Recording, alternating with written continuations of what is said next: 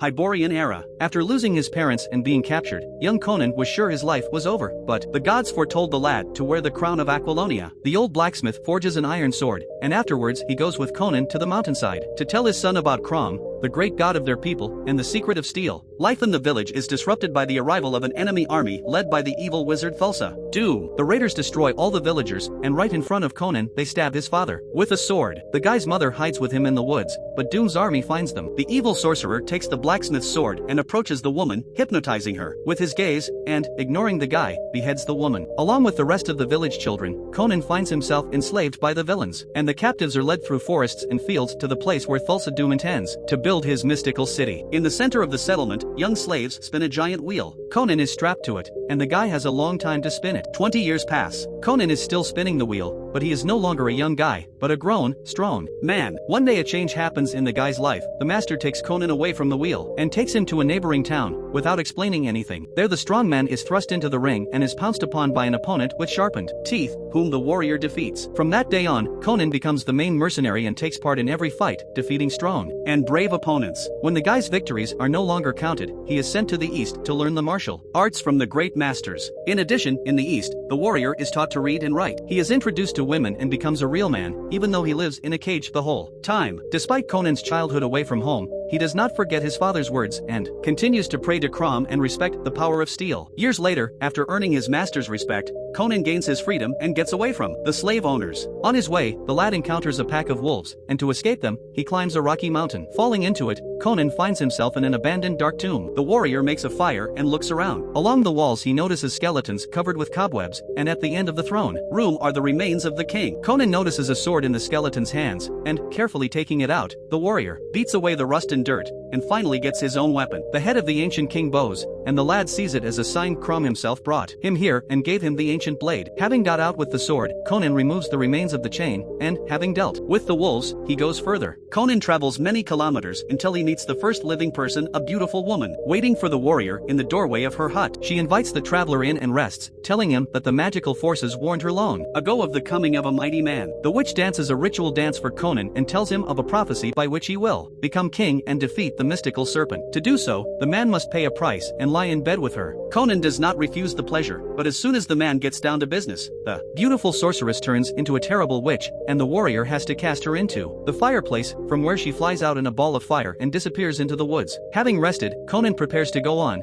but from a mountain gorge he hears someone's pleas for help. The barbarian finds there a beggar prisoner who has been left to die as a punishment for theft. Subutai, that is the prisoner's name, asks for some food, but Conan decides to take the lad with him, so as not to continue this journey alone. The men get some game and settle down by the fire to get to know each other better. They tell each other about their gods and even argue a little. For the next few days, the men run through fields, forests, mountains and rivers, and finally they reach an unfamiliar town. Strolling through the marketplace, the travelers look at strange animals and try some foreign food. Having refreshed themselves, they continue their journey without deciding where they are going. In another town, Conan gives the blacksmith his sword to be sharpened. The men rest again and find an old man from whom they can learn about the snakes that Conan seeks. The old man says that a year ago it was only a small sect, but now snake statues have appeared in all the towns, and the army of the serpent leader hunts people at night. Conan shows Subutai his strength by knocking down a camel, but this draws too much attention, and the men have to leave town in the middle of the night. On their way out of the city, the men are met by a girl with a sword, Valeria. When she learns that the travelers want to enter the serpent temple, she asks them to take her with them. The company climbs to the roof of the temple, and through thick ropes they descend inside, suffering a terrible stench. At this time, a ritual begins in the temple, and dozens of white-clad sectarians surround the priest, an accomplice of Thulsa Doom. While Valeria watches the ritual, Conan and Subutai go downstairs and find a huge snake guarding a magical gem, the eye of the snake. Valeria eliminates one of the girls, and, disguised in her costume, she observes the ritual. A young beauty emerges in the center of the hall and is sent downstairs to be eaten by the snake. But the snake no longer needs the food. Noticing that it is about to attack him, Conan plunges his sword into the giant viper. Subutai helps his friend slay the snake, and as the girl falls, her scream erupts from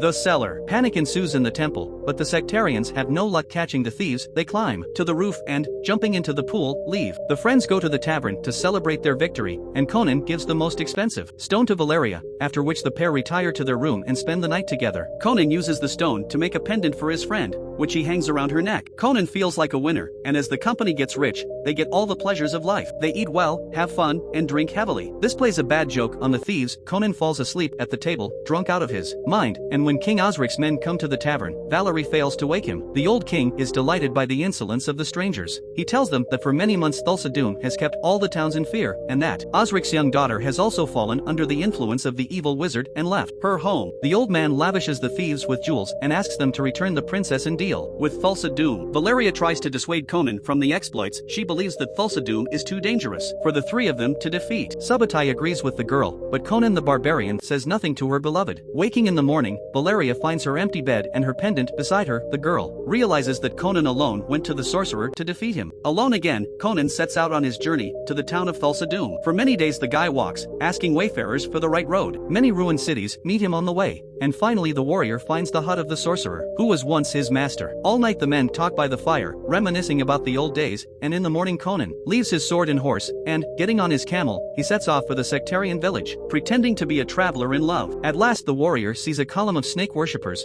with the locals running after them, and hoping to get lost in the crowd, the lad joins the others. The stranger is spotted by one of the priests, and, understanding his interest, Conan takes the old man to a secluded spot, and after eliminating him, he takes his clothes. Disguised as local sorcerers, Conan and the others head upstairs to the palace of Thulsa Doom himself. At last the princess appears on the steps, followed by the warrior and Doom himself. While Conan and the others pretend to worship the sorcerer, he is attacked by his guards, who recognize the stranger as an infidel. There are too many of them, so Conan fails to get away and the sectarians carry him to the place of execution. The warrior is exposed to harsh trials, and then he is visited by Thulsa Doom himself, who demands that the lad tell him where the eye of the serpent has gone. Conan reminds the sorcerer of what he did to his family, but Doom believes that it was a mistake of his youth and he spared no one in his search for the secret of steel, so there is no tragedy in what happened. As punishment, Conan is sent to the Tree of Misery. Looking at the circling vultures, the warrior realizes that his end has come and he will never be able to get out. But with the sunrise comes salvation. Subutai appears on the horizon, having at last come to the aid of his best friend. Subutai is followed by Valeria. The friends drag Conan to the sorcerer's hut and ask him to cure the warrior, but the shaman warns them that the price will be high. For several days, the sorcerer performs rituals,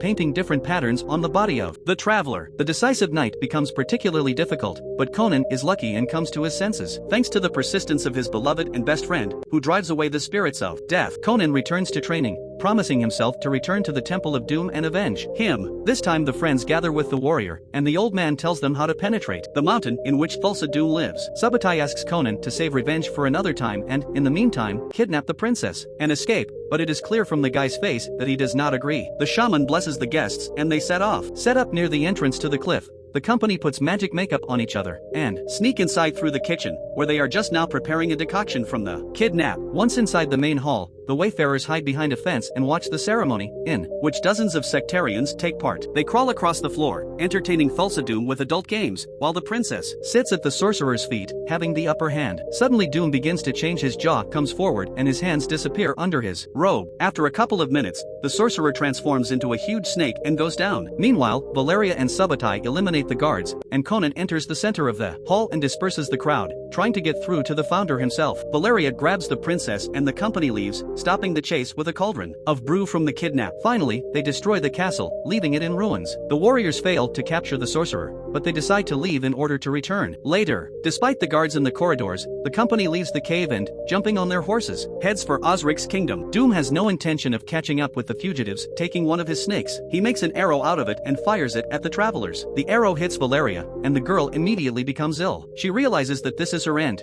and for the last time she asks Conan to hug and kiss her. The girl dies right in her lover's arms, further inciting his desire for revenge. Valeria is buried according to barbarian traditions in an abandoned city. Wearing her friend's talisman around her neck, Conan prepares a trap for the sorcerer, who will come for the abducted princess. At length he and Subutai erect offensive stakes and set traps. The old shaman joins his friends and gets his armor and swords from somewhere. All the while the princess stands chained to a rock on the hill, playing the role of bait. Finally, Doom's army appears, and the company meets him in full readiness. Conan even recalls praying to Crom, whom he has not prayed to in years. 3 warriors fight an entire army, and they manage to defeat all but Thulsa Doom himself. The sorcerer does not come close, watching the battle from the sidelines. Realizing that he is lost, the chief priest decides to eliminate the princess so that she will not fall to his enemies. Seeing the villain's plan, Subutai manages to shield the girl and Doom walks away empty-handed. After defeating one of Doom's mercenaries, Conan finds the hilt of his father's sword, and in this the lad again sees a sign from Crom, who helped him. At night, Thulsa Doom holds another ritual, gathering thousands of his followers with torches at the front stairs. Conan also comes to the gathering,